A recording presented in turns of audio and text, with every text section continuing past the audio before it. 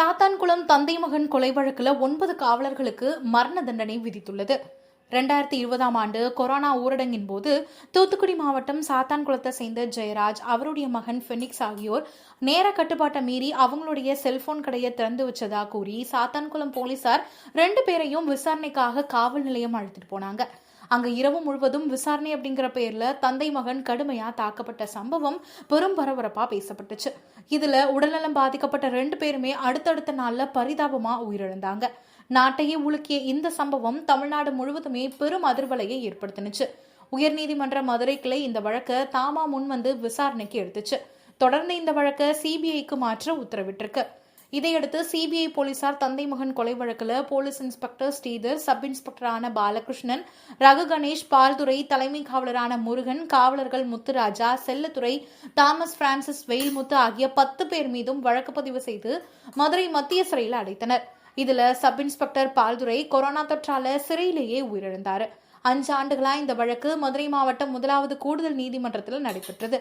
இந்த வழக்கு தற்போது சிபிஐ 1500 பக்கங்கள் அடக்கின குற்றப்பத்திரிகையை தாக்கல் செஞ்சது. வழக்கு விசாரணையின் போது சிறையில் இருந்த 9 காவலர்களுமே ஜாமீன் கேட்டு மனு தாக்கலும் செய்திருந்தாங்க. ஆனா சாட்சிகள் மிரட்டப்படுவார்கள் அப்படின்னு சிபிஐ கடும் எதிர்ப்பு தெரிவித்ததால அவங்களுக்கு ஜாமீனும் மறுக்கப்பட்டது. 2020ஆம் ஆண்டு முதல் இப்ப வரையும் 9 பேரும் சிறையில் இருந்துட்டு இருக்காங்க. இந்த நிலையில விசாரணை முடிந்த நிலையில ஜெயராஜ் பெனிக்ஸ் கொலை வழக்கு சிறையில உள்ள 9 பேரும் குற்றவாளிகள் அப்படின்னும் இவங்களுக்கு தண்டனை வழங்குவது சம்பந்தமா சிபிஐ மற்றும் மாநில அரசு அவங்களுடைய கருத்துக்களையும் பதிவு செஞ்சது.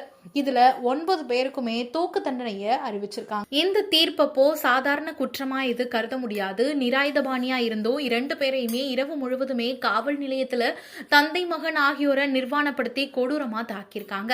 பழிவாங்கும் நோக்கத்தோட இந்த சம்பவம் நடந்திருக்கு. தந்தை மகனுக்கு செய்த கொடூரங்களை படிக்கிறதுக்கே பதைக்குது. இது அரிதினும் அரிதான வழக்கு.